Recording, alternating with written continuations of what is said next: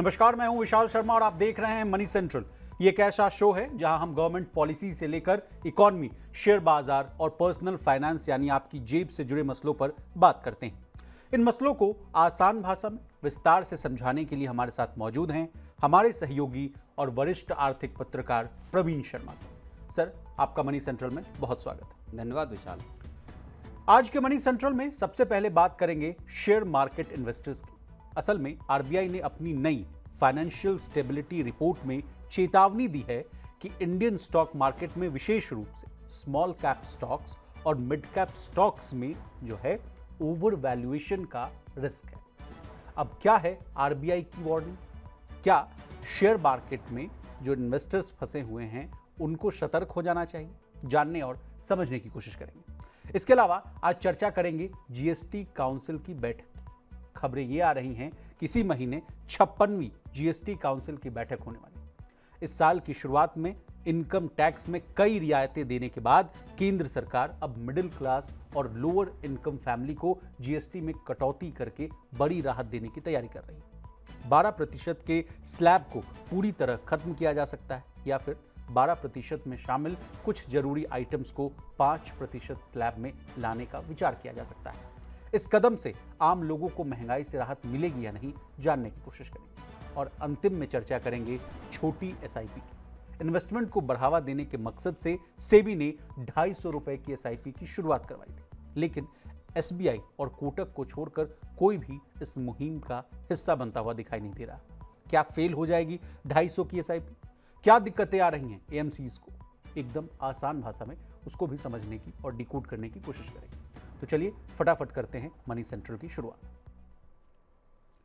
भारतीय शेयर बाजार में इन्वेस्टमेंट करने वालों के लिए एक चिंताजनक रिपोर्ट सामने आई है। यह रिपोर्ट जारी की है भारतीय रिजर्व बैंक ने। रिजर्व बैंक ने अपनी ताजा फाइनेंशियल स्टेबिलिटी रिपोर्ट में भारतीय शेयर बाजार में ओवर वैल्यूएशन के रिस्क को लेकर चेतावनी दी। बैंक का कहना है कि स्मॉल कैप और मिड कैप स्टॉक्स का करंट वैल्यूएशन ओवर वैल्यूड। इस वजह से बाजार में ठीक ठाक गिरावट यानी करेक्शन आने की संभावना। प्रवीण सर, भारतीय शेयर बाजार ने हाल के महीनों में अच्छा और मजबूत प्रदर्शन किया। सेंसेक्स ने 3 महीने से भी कम समय में 12,000 अंकों की बड़ी छलांग लगाई, जिससे मार्केट कैपिटलाइजेशन जो है 72 लाख करोड़ रुपए से बढ़कर 461 लाख करोड़ रुपए तक पहुंच गया। इसके अलावा सर, घरेलू और विदेशी संस्थागत निवेशकों ने भी भारी भरकम जो है खरीदारी की। ऐसे समय पर ऐसी चेतावनी भरी रिपोर्ट आने का क्या मतलब? नहीं, देखिए, दुनिया भर में जिस तरह की अनिश्चितता है, जिसको लेके फाइनेंशियल स्टेबिलिटी रिपोर्ट में जिसका जिक्र किया गया है और कहा गया है कि भारत की इकॉनमी इस पूरे उथल पुथल के माहौल में भी एक स्टेबल, एक मजबूती के साथ टिकी हुई है। इसके बावजूद जो शेयर बाज़ारों की वैल्यूएशन है या शेयर बाज़ारों में कुछ पॉकेट्स ऐसी हैं जिनकी जो वैल्यूएशन या जिनमें जो शेयरों में तेज़ी है वो इस तरह की है जो कि फंडामेंटल्स के साथ मैच नहीं कर रही है जी।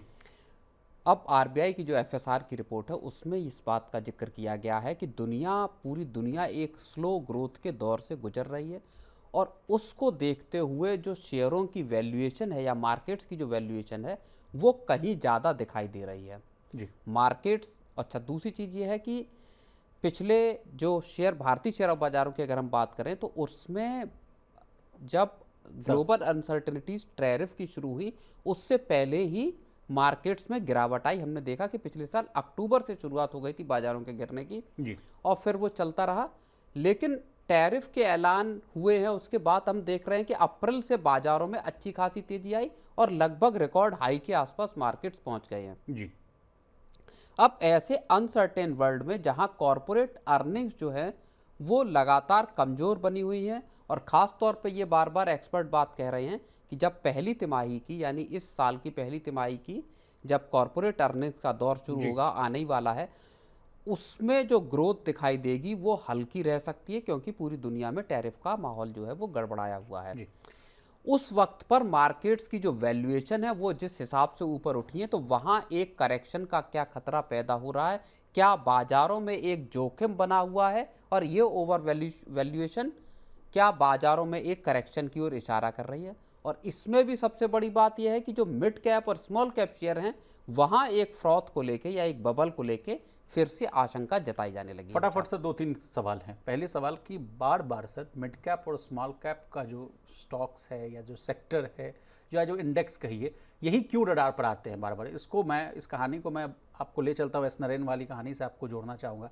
जिस समय हम लोगों ने एस नरेन वर्सेस राधिका गुप्ता की वाइट वाला जो बहुत सारी खबरें हम लोगों ने चलाई थी, वो भी उस समय कहते हुए दिख रहे थे कि भाई बबल बन चुका है, पैसा निकाल लीजिए, एसआईपी अगर आपने इसी सेक्टर स्पेसिफिक में कर रखा है तो उससे भी एग्जिट हो जाइए। उसके बाद राधिका गुप्ता का भी कमेंट आता हुआ दिखा था। मैं आपसे समझना चाहता हूं sir, why always on the radar मेरे स्मॉल कैप और मिड कैप वाला मामला? नहीं, देखिए, इसकी शुरुआत कोविड के बाद से हो जाती है। मिड और स्मॉल कैप शेयरों में एक तेजी का दौर हमने देखा, और ख़ास तौर पे जब हमने 2020 में जब कोविड आया उसके बाद मार्केट्स गिरे, और फिर जब चलना शुरू हुए तो सबसे तेज रफ्तार से जो शेयर भागे वो मिड और स्मॉल कैप शेयर भागे, और वो इतना भागे कि एक वन साइडेड रैली हमने उसमें आती हुई देखी।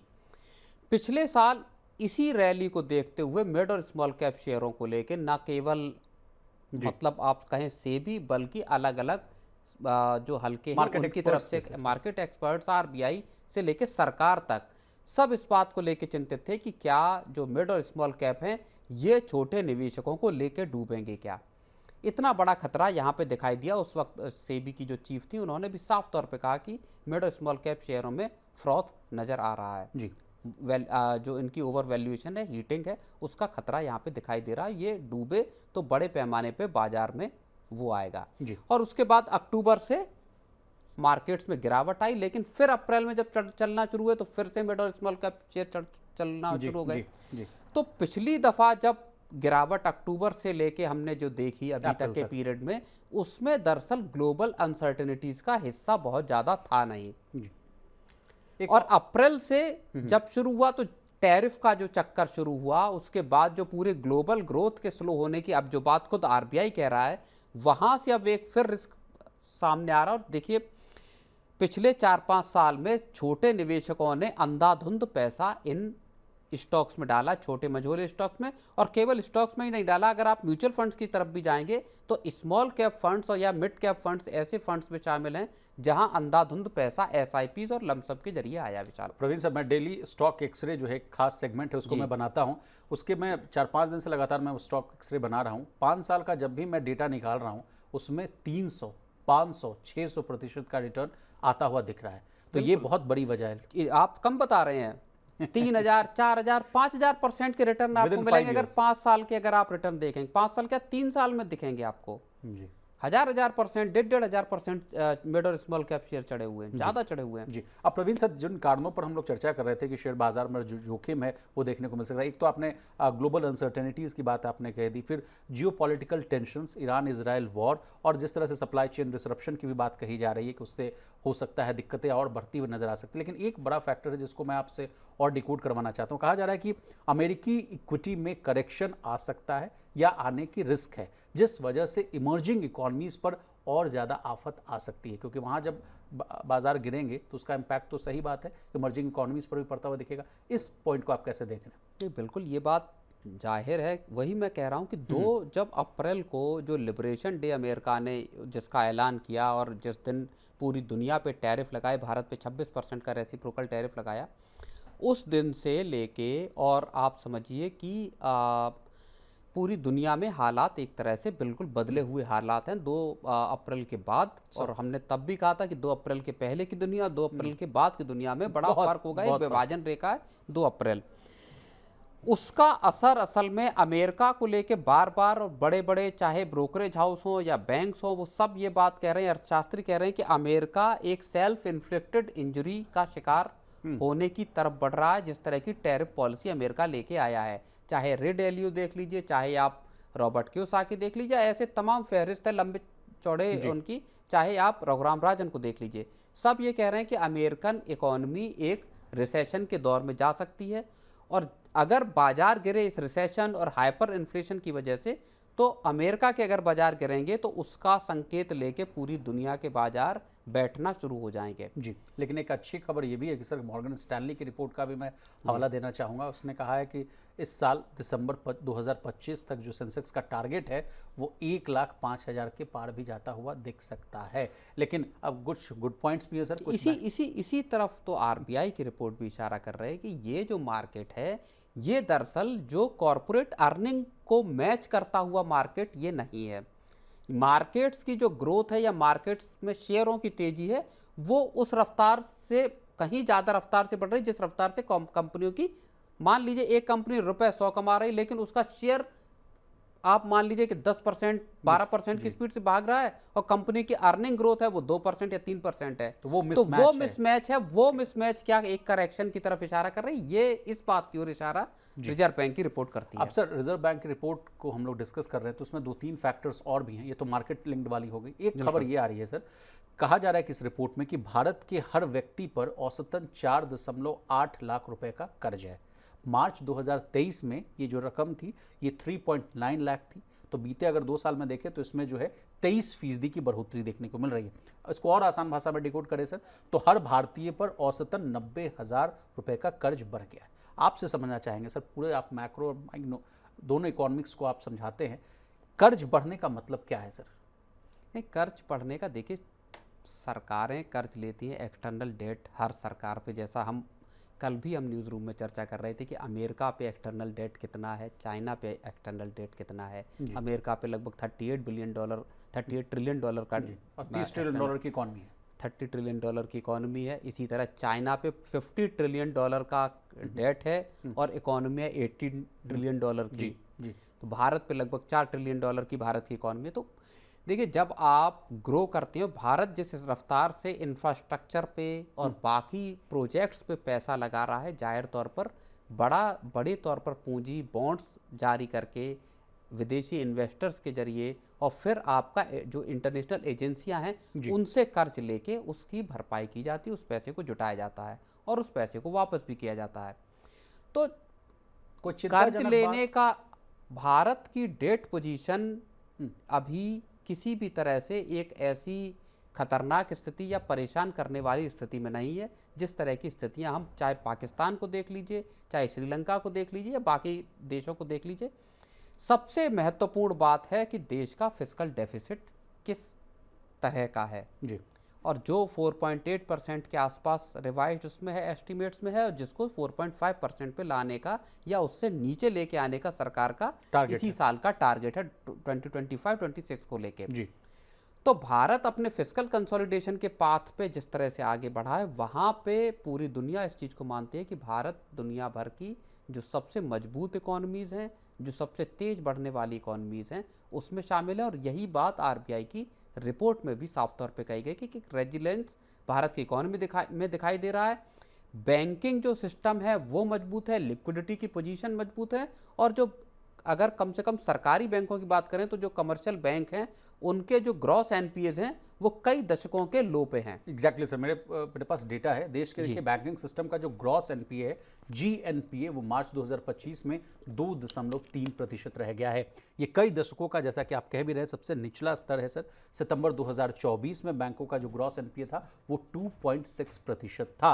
हालांकि सर बैंकिंग रेगुलेटर ने ये भी चेतावनी दी है कि मार्च 2027 में ग्रॉस एनपीए जो है एक बार फिर से बढ़कर 2.6% के आसपास आ सकता है। इस एनपीए वाले मामले पर भी अगर आपकी कुछ टिप्पणी हो सर।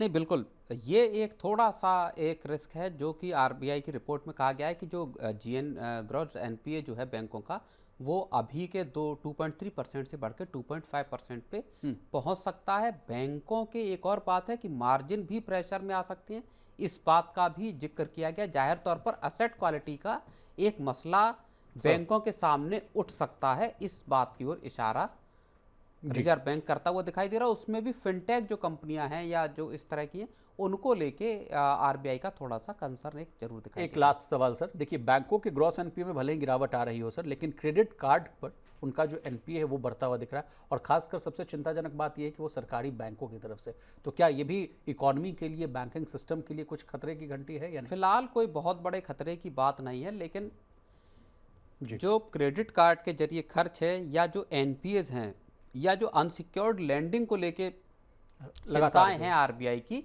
वो एक अर्बन एरियाज में अर्निंग्स को लेके या लोगों की कमाई को लेके जो एक फिक्र बनी हुई है, सर उसकी तरफ जरूर इशारा कर रही है, जो कि हम देख रहे हैं कि पिछले 1-1.5 साल से डिमांड जो है, कंजम्पशन जो है, वो सबड्यूड बना हुआ, कमज़ोर बना हुआ है, और उसकी वजह से क्या लोगों के पास कमाई नहीं है, इसलिए वो क्रेडिट कार्ड से खर्च कर रहे हैं, अनसिक्योर्ड लोन ले रहे हैं, और उसके बाद वहाँ पे एनपीएस डेवलप हो रहे हैं। ये एक देखने वाली बात है। और बैंकों का सर क्रेडिट ग्रोथ जो धीमा पड़ रहा है, उस पर भी कुछ कहना चाहेंगे?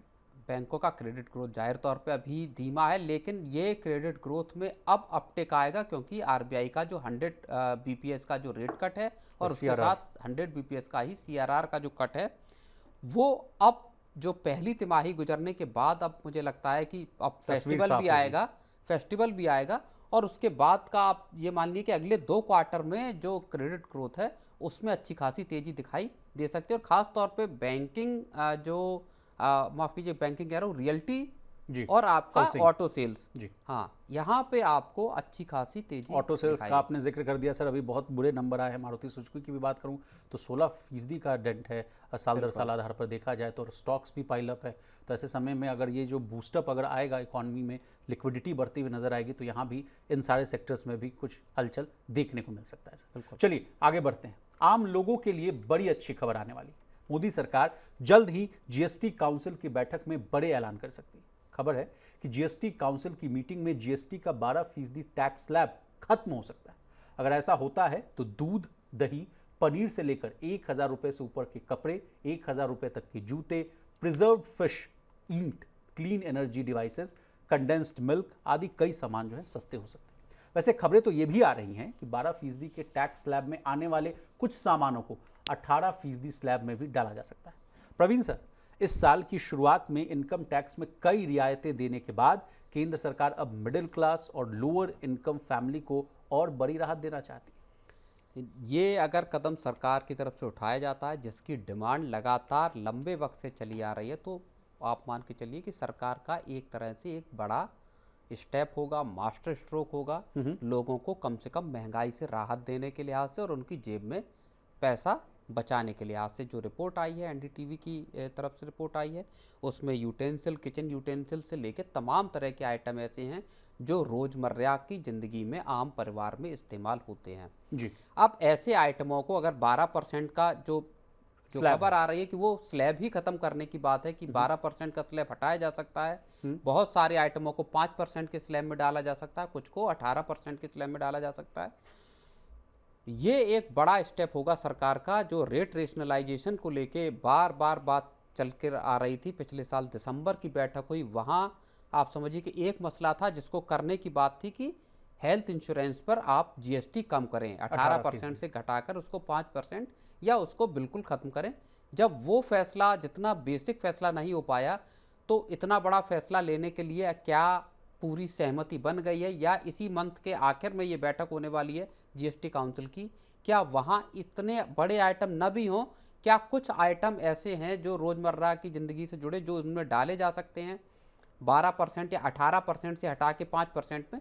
ये बहुत बड़ी राहत की बात होगी लोगों के लिए। प्रवीण सर, एक सवाल मेरे मन में अभी आ रहा है कि जो बजट से पहले 8वें वेतन आयोग का ऐलान करना हो, बजट में सर 12 लाख या 12.75 लाख तक की अगर आप सैलरीड इनकम है उसको टैक्स छूट देना हो और तमाम तरह की रियायतें देने वाली बात हो, उसके बाद सर ये एक जो कदम आ रहा है, इसको क्या मैं पॉपुलिस्ट मेजर्स कह सकता हूँ? इसके पीछे ये तर्क है सर कि आने वाले कुछ महीनों में ही कई विधानसभा में जो है राज्यों में चुनाव होने वाले हैं, जैसे बिहार है सर, बंगाल हो गया, केरल, असम, तमिलनाडु, यहाँ चुनाव भी होने वाले हैं। क्या उन वोटरों को साधने की कोशिश है मिडिल क्लास से? देखिए, ये इसका तो जीएसटी कम होगा तो राज्यों में कि अभी जिनकी सरकारें हैं वहाँ भी उनको फ़ायदा होगा मान लीजिए, क्योंकि जो जो जीएसटी काउंसिल है उसमें सभी राज्यों के वित्त मंत्री शामिल होते हैं। कोई भी फैसला होगा तो वो यूनानिमसली होगा, मतलब आम सहमति के आधार पे होगा। लेकिन जाहिर तौर पर इसमें इसका चुनावी अगर आप एंगल छोड़ भी दें तो जीएसटी, ऊंचे जीएसटी को लेके लगातार लोगों में इस बात को लेके गुस्सा था कि बहुत ज़्यादा जीएसटी है, बहुत ज़्यादा टोल टैक्स है, बहुत ज़्यादा गाड़ियों पे टैक्स है, तो इसको कम करने की ज़रूरत है जी। और अब उस दिशा में सरकार एक बेहद अहम कदम अगर ये होता है तो वाकई एक बड़ी आप समझिए कि आम परिवार को 12 लाख की टैक्स छूट के बाद एक बड़ी राहत लोगों को जेब पे उनके पे दिखाई देगी। जी, अब प्रवीण सर, अगला सवाल गवर्नमेंट के पक्ष से। कहा जा रहा है कि इस कदम से सरकार पर 40,000 करोड़ से लेकर 50,000 करोड़ रुपए तक का बोझ आएगा, लेकिन ये शुरुआती असर को झेलने के लिए कहा जा रहा है कि सरकार तैयार दिख रही है। सर, बोझ वाला मामला कैसे देख रहे हैं? नहीं, टोटल अगर आप देख लेंगे 50,000 करोड़ का लगभग जो बता रहे हैं जीएसटी में जो टैक्स फॉरगो होगा उस हिसाब से अगर हम देखें तो 50,000 करोड़ का लगभग यहाँ टैक्स सरकार के खजाने से जाएगा, और 1 लाख करोड़ रुपए का 75 वाला जो 12,75,000 रुपए की जो इनकम पे टैक्स छूट दे रही है, तो उसमें 1 लाख करोड़ रुपए सरकार के खजाने में कम हो रही है। कुल मिला के 1.5 लाख करोड़। सर, ये 8वें वेतन आयोग वाला, 8वें वेतन आयोग को तो चलिए वो अगले फिस्कल में चला जाएगा। इसी अगर फिस्कल में आप देख लेंगे तो लगभग 1.5 लाख करोड़ रुपए का एक सीधा सरकारी खजाने पर डेंट है। लेकिन अब आप उसकी तुलना ये कर लीजिए कि पिछले ही फिस्कल के लिए अभी आरबीआई ने जो दिया है वो 2,70,000 करोड़ रुपए सरकार को डिविडेंड के तौर पे दे दिया। वो केवल आरबीआई की तरफ से, उसमें आप दूसरे फाइनेंशियल इंस्टीट्यूशंस और बैंकों को हटा दीजिए और जो सरकारी कंपनियों से मिलने वाला डिविडेंड है उसको हटा दीजिए। जी, बैंकों से भी तो सर मिल रहा है 22 से 23,000 करोड़ के आसपास। बिल्कुल, वही मैं बता रहा हूँ कि इनको हटा के जो आरबीआई का अकेला इतना पैसा मिल रहा है, तो सरकार के खजाने में पैसा अच्छा खासा आ रहा है। दूसरी चीज, अगर आप जीएसटी कलेक्शन के नंबर देख लेंगे तो वहां पे भी अभी जून का जो नंबर आया 1.87 लाख करोड़, बिल्कुल, तो वो 1,87,000 करोड़ रुपए का ये कलेक्शन सरकार के पास आया। तो सरकार के पास रेवेन्यू जो रिसीट्स हैं वो अच्छी खासी आ रही हैं, और मुझे नहीं लगता कि सरकार के खजाने पे कोई इतना बड़ा फर्क सरकार, और इसीलिए सरकार उसको झेलने के लिए भी तैयार है। प्रवीण सर, अगला सवाल कि हमारे और आपके जीवन पर क्या बदलाव आएगा? क्या खपत बढ़ेगी सर? बिल्कुल, खपत भी बढ़ेगी इससे, क्योंकि ये सबसे महत्वपूर्ण मसला भी है इस पूरी कहानी का कि पिछले 1 साल सवा साल से रूरल और अर्बन दोनों इलाकों में जो हर तरह की खपत है, चाहे एफएमसीजी प्रोडक्ट्स की खपत हो, चाहे कार या बाइक्स की सेल हो, चाहे ट्रैक्टर्स की सेल हो, ये सब चीज़ें अटकी पड़ी थी, रुकी पड़ी थी, और कंपनियों के सामने बड़ी एक मुश्किल आ गई थी कि किस तरह से अपनी सेल्स को आगे बढ़ाना है। अब ऐसे में अगर एक तो 1 लाख रुपए जो 12 लाख रुपए तक की कमाई है उस पर टैक्स छूट, और उसके बाद आपका जीएसटी की अगर ये राहत मिलती है, तो एफएमसीजी प्रोडक्ट से लेके बाकी तमाम जो तरह के आइटम हैं, चाहे यूटेंसिल्स हो, सब पे जी, कहा जा रहा है सर कि कम कीमतें होंगी तो बिक्री बढ़ेगी, जिससे टैक्स बेस बढ़ेगा और लॉन्ग टर्म जीएसटी कलेक्शन में भी अच्छी खासी ग्रोथ होने की उम्मीद है। अब मेरे लिए एक लास्ट सवाल था सर, मैं आपसे पूछना चाह रहा था, वो हेल्थ इंश्योरेंस वाला तो आपने बात बता ही दी, लेकिन एक और मामला था सर, घुड़सवारी हो गया या जो लॉटरी हो गया या जो ऑनलाइन गेमिंग को लेकर भी कहा जा रहा था कि जीएसटी काउंसिल की बैठक में कुछ फैसला हो सकता है, क्योंकि इस पर भी बहुत ज़्यादा टैक्सेस लग रहा है। जिस तरह से हेल्थ इंश्योरेंस पर कहा जा रहा है कि 18% का टैक्स उसको भी कम, तो क्या ये भी इस मीटिंग का एजेंडा हो सकता है सर, या इस पर सहमति बनती हुई हो सकता है? कुछ चीज़ों पर टैक्स को बढ़ाया भी जा सकता है, कुछ जो 18% के दायरे में है हो सकता है उनको 28% के दायरे में डाला जाए। कुछ आइटमों के लिए सरकार क्या प्लान कर रही है एग्जैक्टली तो अभी किसी को पता है नहीं। हो सकता है 28 के ऊपर भी कोई स्लैब बना के जो सिन टैक्स जिसको कहा जाता है उसमें मान लीजिए टोबैको प्रोडक्ट्स हैं, चाहे सिगरेट हो गया या ये चीज़ें हो गई, और हर बार इन चीज़ों की चर्चा होती है कि क्या सिगरेट पे टैक्स बढ़ जाएगा जी, या क्या मान लीजिए कारों पे जो लग्जरी कारें हैं उन पर टैक्स बढ़ा देगी, क्या सरकार महंगी घड़ियाँ या इस तरह के लग्जरी आइटम्स पर वो जो है कहा जा सकता है कि टैक्स बढ़ सकता है। चलिए आगे बढ़ते हैं सर। सभी जानते हैं कि म्यूचुअल फंड के एसआईपी में निवेश के जरिए लॉन्ग टर्म में बड़ा फंड बनाया जा सकता है। कई लोगों ने मोटा पैसा भी बना लिया, तो कई लोगों की इतनी बचत नहीं हो पाती कि वे एसआईपी में निवेश की शुरुआत कर सकें। इसलिए सेबी ने 250 रुपये की छोटी एसआईपी को शुरू करने का सुझाव दिया था। पूर्व सेबी चीफ माधवी पुरी ने म्यूचुअल फंड कंपनियों को कहा था कि वे 250 रुपये वाले एसआईपी प्लान लेकर आए, ताकि ज़्यादा से ज़्यादा लोग एसआईपी में निवेश कर सकें और इसका लाभ ले सकें। इससे यह भी कहा जा रहा था कि बाजार में निवेश बढ़ेगा, फाइनेंशियल इंक्लूजन होगा, म्यूचुअल फंड इन्वेस्टर बेस बढ़ेगा। लेकिन कुछ कंपनियों को छोड़ दिया जाए तो बाकी के एएमसीज जो हैं छोटी एसआईपी को लेकर जो है दिलचस्पी नहीं दिखा रहे। एसबीआई की 250 की जन निवेश एसआईपी ने सेबी के सपने को तो साकार करने की बड़ी कोशिश की, लेकिन कई कंपनियां आगे नहीं आ रही। क्यों नहीं आ रही सर आगे, क्या मामला है इसमें? असली खेल उसमें कॉस्टिंग का है, वायबिलिटी का है कि क्या 250 रुपये की एसआईपी को लेकर आना इन एसेट मैनेजमेंट कंपनियां या म्यूचुअल फंड कंपनियों के लिए वायबल है। उसमें कॉस्ट कितनी आ रही है और उसमें उनको कंपनियों को मिल क्या रहा है। जी। तो इसको लेके एक बड़ी उहापोह कंपनियों में बनी हुई है। जिस उत्साह के साथ इस साल की शुरुआत में एक 250 की सिप जन निवेश SIP और इस सब को लॉन्च किया गया, और उसके बाद एक SBI को छोड़ दीजिए और कोटक को छोड़ दीजिए, तो बहुत कम ही ऐसे फंड हाउसेस होंगे जिन्होंने इसको लॉन्च किया है 250 रुपये की SIP को लेके। तो अब इस स्कीम को क्या सेबी अपनी तरफ से और धक्का लगाने की कोशिश करेगी, क्या सेबी आगे बढ़ाएगा? अब जो एक फाइनेंशियल इंक्लूजन का मसला है जिसको लेके सेबी चाहता है कि लोग छोटा इन्वेस्टमेंट करें म्यूचुअल फंड में, उस सहारे आगे बढ़ें, तो वो कहानी थोड़ी सी कॉस्टिंग के मसले पर जाकर अटकती हुई दिखाई दे रही। कंपनियों को लग रहा है कि उनकी जो कमाई है इन सब में वो ना के बराबर है, और बल्कि हो सकता है उनको इसमें लॉस हो। जी, मेरे पास प्रवीण सर कुछ आंकड़े हैं इकोनॉमिक वायबिलिटी की जो आप बात कर रहे हैं। कहा जा रहा है कि KYC प्रोसेसिंग हो, पेमेंट गेटवे फीस हो, रजिस्ट्रार का चार्जेस हो, ये सब को अगर मिला दिया जाए तो प्रति इन्वेस्टर पर सालाना 40 से 60 रुपए खर्च होगा, और जबकि IMCs का कहना है कि हम उस बदले में मात्र 30 रुपए प्रति इन्वेस्टर जो है कमाई कर पाएंगे। तो जो डिस्पैरिटी है, जो दोनों के बीच में जो अंतर है सर, वो 30 रुपए के आसपास का है। इस वजह से अब 250 रुपए का है माल है सर, अब 250 रुपए में 30 रुपए का अगर घाटा ही सहना पड़े, तो अगला सवाल मेरा आपसे ये है कि क्या इस घाटे को रिकवर करने के लिए क्या इसके लिए इंसेंटिव मिल सकता है IMCs को? ये जब सेबी ने इसको लॉन्च किया था, जब इसका ऐलान किया था, तब इस बात की चर्चा हुई थी कि इसमें सरकार की तरफ से सब्सिडी दी जा सकती है। जो इन्वेस्टर्स अवेयर फंड है वहाँ से इसके लिए पैसा सेबी मुहैया करा सकती है कि जिस SIP पे जो गैप है आपका चलाने का SIP, जी, उसकी भरपाई सरकार की तरफ से की जाएगी पर कस्टमर एक तरह से। और इसीलिए जो 250 रुपये की SIP है, इसको लेके 3 SIP किसी एक घर में होने की, और उसको तमाम तरह की उसके लिए उसके साथ शर्तें तय करके लाया गया था इसको। जी। तो इसके बावजूद भी कंपनियों को लगता है कि क्या सब्सिडी मिलेगी। हाँ, उनको फायदे का सौदा उसमें अभी फिलहाल दिखाई नहीं दे रहा। अच्छा, दूसरी चीज़ ये है कि पहले से 100 रुपये जितनी छोटी SIP मार्केट में मौजूद है, तो 250 रुपये की SIP को लाने का दरअसल वास्तविक मकसद क्या है? जी, ये मसला थोड़ा सा, ये बात सही है कि फाइनेंशियल इंक्लूजन की बात है, और ख़ास तौर पे अब अगर आप देखिए कि इसी हफ्ते जियो ब्लैक रॉक के 3 फंड लॉन्च हुए, लिक्विड फंड लॉन्च हुए हैं, उसमें भी मिनिमम जो लिमिट है वो 500 रुपये की है।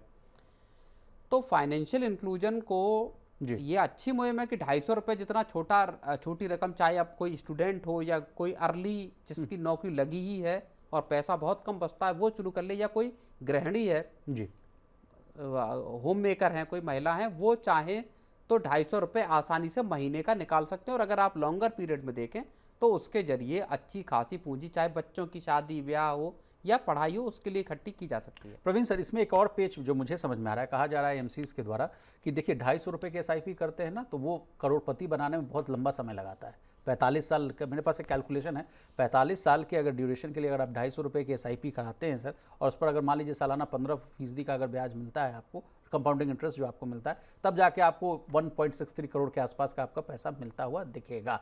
तो IMCs का कहना है कि 250 से बड़ा 45 साल में आदमी को करोड़पति बना पाते हैं। अगर वही रकम अगर 2000, 5000, 10,000 कर दिया जाए तो उससे बड़ा जल्दी हो जाता है, तो वो एक बड़ा अच्छा विन विन सिचुएशन हो जाता है। क्या ये भी एक बड़ा फैक्टर जिससे कतरा रहे हैं IMCs? नहीं, देखिए, अब AMCs का काम लोगों को करोड़पति बनाना नहीं है, पहली बात तो ये। वो तो लोगों का जो आम आदमी है उसका अपना वेल्थ क्रिएशन के एक टारगेट होते हैं, और हर व्यक्ति का एक गोल होता है कि मुझको यहाँ पे पहुँचना, मुझको इस पर्पज के लिए इतना कॉर्पस इकट्ठा करना। कोई रिटायरमेंट के लिए जोड़ता है, कोई बच्चे की शादी के लिए जोड़ता है। उसी वजह से उन सबके अलग अलग टेन्योर होते हैं कि इन्वेस्टमेंट का आपका होराइजन कितना है। तो अब इसमें देखिए, जो व्यक्ति 250 की आज शुरू कर रहा है और उसको अपनी असेट ग्रो करती हुई दिखाई देगी, वेल्थ बढ़ती हुई दिखाई देगी, तो वो उसमें स्टेप अप भी कर सकता है, क्योंकि SIP में कई तरीके के आपके पास ऑप्शन है। स्टेप अप करने का आपके पास एक ऑप्शन है, हर साल 10% बढ़ा सकते हैं, 5%, तो वो 250 से 500, 500 से 1000 अपनी आमदनी के बढ़ने के हिसाब से शुरू कर सकते हैं। जी जी। लेकिन उसकी शुरुआत और उसमें अगर सब्सिडी देने का मामला है अगर सेबी की तरफ से, तो एएमसीज को दरअसल इस मुहिम में आगे आना चाहिए था। जो बार बार ये बात कही जाती है कि म्यूचुअल फंड सही है या फाइनेंशियल इंक्लूजन का एक बड़ा जरिया है म्यूचुअल फंड्स, तो वहाँ पे म्यूचुअल फंड जो इंडस्ट्री है और जो कंपनियां हैं उनकी भी एक भूमिका बनती है। प्रवीण सर, कई बार मनी सेंटर में हम लोग इस बात को भी चर्चा करते हैं कि भले ही हम लोग लगातार इस बात को चीख चीख कर कह रहे हो कि 72 लाख करोड़ की एयूएम वाली जो इंडस्ट्री है म्यूचुअल फंड इंडस्ट्री, ये कहीं और ज़्यादा अधिक हो सकती है, क्योंकि अगर परसेंटेज वाइज देखें टोटल नंबर ऑफ पॉपुलेशन अगर हम देखें 140 करोड़ की आबादी के आसपास है, तो उसमें से मात्र 5% ही जो आबादी है उनका पैसा जो है म्यूचुअल फंड्स इंडस्ट्री में लगा हुआ है। तो इस कदमों से उस लेवल को हम लोग पार करते हुए भी नज़र आ सकते थे। 100 लाख करोड़ 200 लाख करोड़ के भी पार जाता हुआ दिख सकता था कि अगर अधिकतर लोगों का पैसा अगर म्यूचुअल फंड इंडस्ट्री में आएगा सर, तो लोग ज़्यादा निवेश करेंगे, उनका ज़्यादा पैसा बनेगा, इंडस्ट्री भी फलती फूलती हुई नज़र आएगी। नहीं, बिल्कुल ये बात सही है। इसमें जैसे जैसे रीच बढ़ेगी, जैसे जैसे पेनिट्रेशन बढ़ेगा, दोनों देखिए दो बड़े मसले हैं इस वक्त देश के साथ, अगर हम फाइनेंशियल इंक्लूजन की बात करें या फाइनेंशियल प्रोडक्ट्स के पेनिट्रेशन की बात करें। पहला मसला है आपका इंश्योरेंस का जी। और दूसरा मसला है एसआईपी का। ऐसा नहीं गांव देहात के लोग पैसा सेव नहीं करते, हर जगह लोग पैसा सेव करते हैं। भारत दुनिया के उन चुनिंदा देशों में जहां सेविंग्स रेट बहुत ज़्यादा है। अब आके जब हम ये देख रहे हैं कि लोग अपनी सेविंग से ज़्यादा इन्वेस्टमेंट पे फोकस कर रहे हैं, और इसी वजह से कहीं चिंता भी जताई जाती है, कहीं इस बात का जश्न भी मनाया जाता है कुछ हलकों में कि ये एक अच्छा ट्रेंड है जिसको लेके ओवर फाइनेंशियलाइजेशन की फिक्र जताई जाती है। जी। लेकिन बहुत सारे लोग कहते हैं कि ये एक अच्छी चीज़ है कि लोग बैंक डिपॉजिट से निकाल के पैसा इन्वेस्टमेंट कर रहे हैं। तो इसमें आगे एक इंश्योरेंस हो, चाहे टर्म इंश्योरेंस लेना हो, चाहे हेल्थ इंश्योरेंस लेना हो, एक यहाँ पेनिट्रेशन जितना ज़्यादा बढ़ेगा पूरे देश की सोशल सिक्योरिटी के लिहाज से उचित है, और उसी तरह से वेल्थ क्रिएशन के लिए आपको एसआईपी या म्यूचुअल फंड में इन्वेस्टमेंट के जरिए एक बड़ा पूरे देश के लिए एक अच्छी चीज़ होगी अगर ज़्यादा से ज़्यादा लोग छोटी एसआईपी के साथ ही सही शुरुआत करें। जी, तो प्रवीण सर आपका बहुत शुक्रिया, आपने कीमती समय निकाला, तमाम विषयों को बहुत ही आसान भाषा में विस्तार से समझाने की कोशिश की, आपका बहुत शुक्रिया सर। तो इसी तरह देश, दुनिया और बिजनेस जगत से जुड़ी तमाम ताज़ा तरीन खबरों के लिए बने रहिए हमारे साथ और देखते रहिए मनी नाइन।